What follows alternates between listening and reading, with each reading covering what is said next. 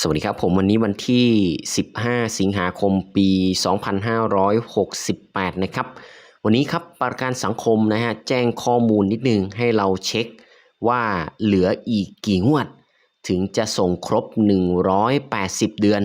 เพื่อรับเงินบำนาญตลอดชีวิตนะครับวันนี้มาดูกันนิดนึงครับเช็คครับเหลืออีกกี่งวดส่งครบ180เดือน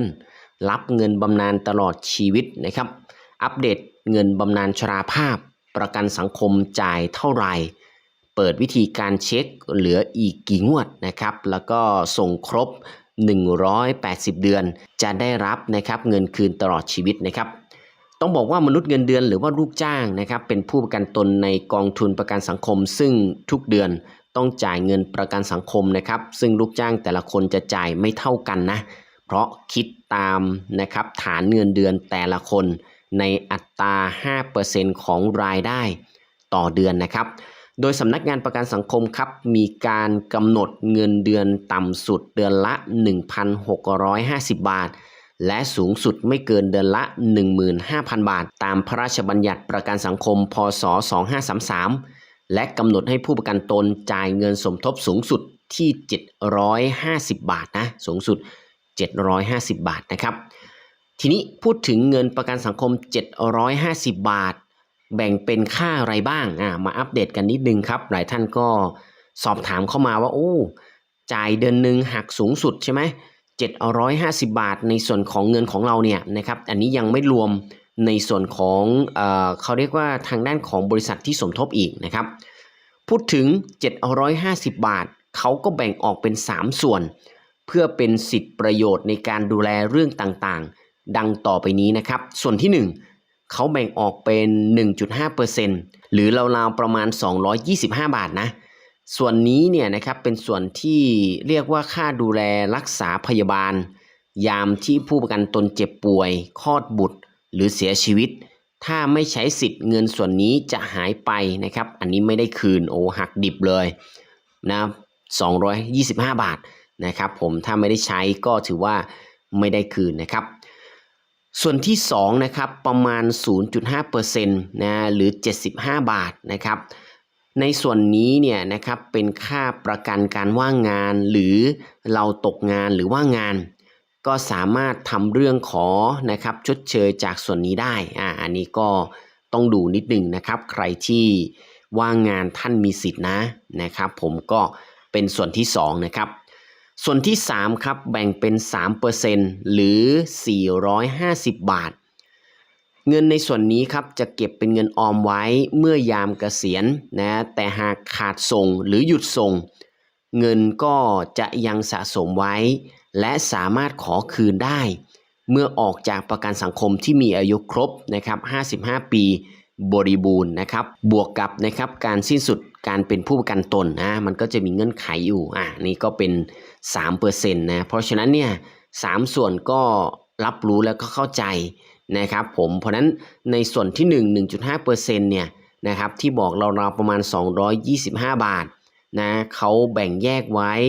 กรณีที่เจ็บป่วยคลอดบุตรหรือว่าเสียชีวิตนะครับแล้วก็ไฮไลท์ก็คือว่าถ้าไม่ใช้สิทธิ์เงินส่วนนี้ก็จะหายไปนะครับไม่ได้คืนโอเคนะครับโดยจะได้รับคืนในรูปแบบของเงินบำเหน็จหรือว่าเงินบำนาญถูกไหมเงินบำเหน็จก็คือจะได้เป็นก้อนมีเงื่อนไขก็คือจำนวนการส่งนะครับที่เราเรียกว่ากี่เดือนถูกไหมเงินบำนาญได้เป็นนะครับแต่ละเดือนไปจนถึงนะครับเราเสียชีวิตแหละที่เรียกว่าตลอดชีวิตนั่นเองนะครับก็ขึ้นอยู่กับว่าการจ่ายนะครับอันนี้อยู่ที่ว่าเรานะครับเลือกส่งนะครับว่าเท่าไหร่ทีนี้เดี๋ยวเรามาเจาะแล้วก็ดูรายละเอียดนิดนึงนะว่าเงินบำนาญชราภาพในเรื่องของประกันสังคมจ่ายคืนที่เรียกว่าตลอดชีวิตเนี่ยนะมันประมาณไหนอย่างไรผู้ประกันตนเกษียณนะครับที่เรียกว่าเกษียณเนี่ยต้องมีอายุ55ปีขึ้นไปสามารถขอรับเงินชราภาพได้จากสำนักงานประกันสังคมหากผู้ประกันตนส่งเงินสมทบตั้งแต่180เดือนขึ้นไปหรือพูดง่ายๆ15ปีขึ้นไปเนี่ยก็จะได้รับเงินนะครับบำนาญชราภาพเป็นรายเดือนตลอดชีวิตนี่ฮะจุดต่างคือตรงนี้ท่านไหนที่ ส่งเงินสมทบนะครับผมนะไม่ถึง180เดือนนะครับก็จะได้เป็นในส่วนของเรียกว่าเงินบำเหน็จนะครับเงินบำเหน็จก็คือเป็นก้อนนะครับทีนี้พูดถึงในเรื่องของเงินบำนาญชราภาพเขาก็จะมีเงื่อนไขที่สำคัญนะเดี๋ยวเรามาดูกันนิดนึงนะครับ 1. หากผู้ประกันตนส่งเงินสมทบ180เดือนนะที่เรียกว่า15ปีเนี่ยนะครับผมก็จะได้รับบำนาญชราภาพ 20% ของค่าจ้างเฉลี่ย60เดือนสุดท้ายนะครับเดี๋ยวไปดูกันนะครับ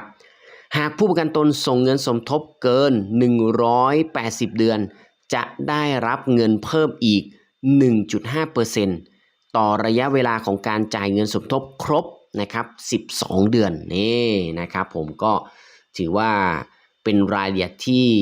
อาจจะต้องทำความเข้าใจในระดับหนึ่งนะครับทีนี้เงินบำนาญชราภาพนะครับ2568หรือปีล่าสุดนี้ผู้ประกันตนนะหากเกษียณนะจะได้รับเท่าไหร่เดี๋ยวเรามาดูกันครับปีล่าสุดนะครับสูตรกรณีการนำส่งนะครับครบ180เดือนก่อนนะครับจะได้รับ 20% ของค่าจ้างเฉลี่ย60เดือนสุดท้ายวงเล็บครับฐานเงินเดือนเฉลี่ยสูงสุด 15,000 บาทนะครับตัวอย่างเช่นผู้ประกันตนนะครับที่อายุ55ปีจ่ายเงินสมทบครบ180เดือนมีรายได้เฉลี่ย60เดือนสุดท้ายก็คือ 15,000 บาทผู้ประกันตนครับจะได้รับเงินบำนาญเดือนละ 3,000 บาทอันนี้ก็คือจากการคำนวณจากการคำนวณนะครับผมเพราะฉะนั้นเนี่ย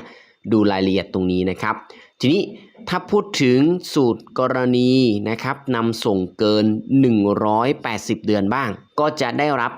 20% ของค่าจ้างเฉลี่ย60เดือนสุดท้ายนะครับวงเล็บครับฐานเงินเดือนเฉลี่ยสูงสุด 15,000 บาทเช่นเดียวกันและจะได้เพิ่มอีก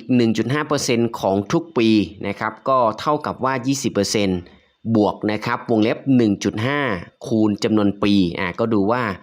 หลังจากใช่ไหมหลังจาก10ปีที่15ไปเนี่ยปีที่16ก็บวก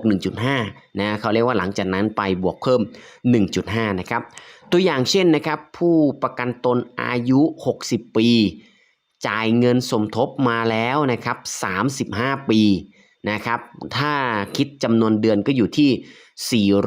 420เดือนมีรายได้เฉลี่ย60เดือนสุดท้ายครับ 15,000 บาทผู้ประกันตนครับจะได้รับเงินนะครับที่เรียกว่าบำนาญเนี่ยนะเดือนละ 7,500 บาทเลยนะครับผมนะนี่ก็เป็นลักษณะนะครับผมที่คำนวณให้เราเห็นภาพนะครับว่ารูปแบบสำหรับในเรื่องของการคำนวณเป็นอย่างไรนะครับทีนี้วิธีการตรวจสอบเงินบำนาญนิดนึงนะครับผู้ประกันตนสามารถตรวจสอบได้ตลอดเวลานะครับว่าส่งเงินบำนาญชราภาพมาแล้วกี่เดือน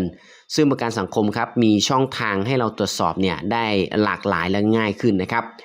วิธีการตรวจสอบเงินบำนาญชราภาพนะครับว่าเราส่งกี่เดือนหรือเหลืออีกกี่เดือนนะครับจะได้สิทธิ์บำนาญชราภาพ1ครับสามารถเข้าไปตรวจสอบผ่านเว็บไซต์ประกันสังคมเช็คผ่านเว็บไซต์ประกันสังคมได้ซึ่งมีกระบวนการนะครับไม่ยากเข้าไปที่เว็บไซต์นะครับผมแล้วก็เลือกผู้ประกันตนถ้าไม่เคยลงทะเบียนมาก่อนครับให้เลือกสมัครสมาชิกนะครับเข้าสู่ระบบด้วยการกรอกเลขบัตรประจำตัวประชาชนแล้วก็รหัสผ่านเข้าสู่หน้าตรวจสอบข้อมูลผู้ประกันตนเลือกข้อมูลการส่งเงินสมทบนะครับจากนั้นครับระบบจะแสดงข้อมูลของแต่ละคนทั้งงวดเงินสมทบวันที่ชำระเงินเปอร์เซ็นต์เงินสมทบแล้วก็จำนวนเงินที่ผู้ประกันตนนำส่งนะครับสำหรับการเช็คยอดชราภาพประกันสังคมเนี่ยนะครับให้เลือกการคำนวณเงินชราภาพนะครับให้เลือกการคำนวณเงินสงเคราะห์ชราภาพจากนั้นครับระบบจะแสดงข้อมูลจำนวนเงินสมทบของผู้ประกันตนจำนวนเงินสมทบของนายจ้างนะครับจำนวนเงินสมทบของรัฐแล้วก็ยอดรวมวงเล็บเป็นรายปีนะครับอันนี้คือช่องทางแรกที่เข้าผ่านเว็บไซต์นะครับหรือช่องทางที่2นะครับอันนี้ก็เคยนำเสนอไปแล้วสำหรับในเรื่องของการตรวจสอบผ่านแอปพลิเคชัน SSO Push นะครับในระบบนี้ก็ค่อนข้างที่จะง่ายเลยแล้วก็เลือกนะครับได้คำนวณต่อได้ถ้าเราส่งอีกกี่ปีเราจะได้นะครับในเรื่องของที่เรียกว่า เงินบำนาญชราภาพต่อเดือนเนี่ยได้เดือนละกี่บาทนะก็อันเนี้ยง่ายเหมือนกันครับก็ดาวน์โหลดนะครับมาแล้วก็ติดตั้งเรียบร้อยเข้าไปที่แอปพลิเคชันนะครับแล้วก็ดำเนินการเลือกนะครับนะสำหรับในเรื่องการตรวจสอบเงินชราภาพแล้วก็ใส่จำนวนเดือนเข้าไปนะครับที่เรานำส่งนะครับผมก็จะปรากฏในเรื่องของเงินที่เราจะได้รับนะครับในส่วนของต่อเดือนนะที่เรียกว่าเงินชราภาพนะครับหรือว่าเงินบำนาญชราภาพนั่นเองก็ถือว่า2ช่องทางครับไม่ยากสำหรับในเรื่องของเว็บไซต์ก็ดีหรือผ่านแอปพลิเคชันก็แล้วแต่นะครับผมนะก็สามารถที่จะเข้านะครับเพื่อตรวจสอบสิทธิ์ตรงนี้ได้นะครับทั้งนี้หากมีข้อมูลสงสัยเพิ่มเติมครับเกี่ยวกับประกันสังคมก็สามารถเข้าไปสอบถามผ่านเว็บไซต์ได้หรือโทรสายด่วนนะครับ1506นะครับบริการตลอด24ชั่วโมงนะครับอันนี้ก็ขอบคุณข้อมูลจากสำนักงานประกันสังคมกระทรวงแรงงานด้วยนะครับที่แบ่งปันเนาะสำหรับสูตรคำนวณเงินบำนาญชราภาพนะครับเช็คว่าเราส่งกี่เดือนจะได้รับนะครับจำนวนต่อเดือนนะหลังจากที่เราครบกำหนดเงื่อนไขนะประมาณกี่บาทต่อเดือนก็ถือว่าอัปเดตแล้วก็แบ่งปันกันครับประมาณนี้นะครับขอบคุณมากสำหรับข้อมูลนะครับยังไงก็แล้วแต่เดี๋ยวมีข้อมูลอื่นใดเพิ่มเติมเราจะนำกลับมาแบ่งปันให้กับทุกท่านได้รับทราบถึงสิทธิประโยชน์ต่างๆนะครับแต่ละกลุ่มที่สำคัญนะก็เดี๋ยวมาอัปเดตกันนะครับเพื่อจะไม่พลาดสิทธิสวัสดิการดีๆที่จะเกิดขึ้นนะครับผมที่ช่องของเราแน่นอนนะครับขอบพระคุณนะสมาชิกทุกท่านนะครับผมที่เขาเรียกว่าเอามาอัปเดตแล้วก็แบ่งปันพิมพ์มาสอบถามอย่างต่อเนื่องละกันนะครับผมนะเดี๋ยวยังไรมีข้อมูลอื่นใดครับผมที่เป็นประโยชน์ก็นำกลับมาแบ่งปันให้กับทุกท่านได้รับทราบกันอย่างต่อเนื่องแน่นอนนะครับผมวันนี้ขอบคุณมากสำหรับการติดตามชมแล้วก็เดี๋ยวพบกันใหม่ในครั้งต่อไปครับขอให้ท่านโชคดีและมีความสุขนะครับสวัสดีครั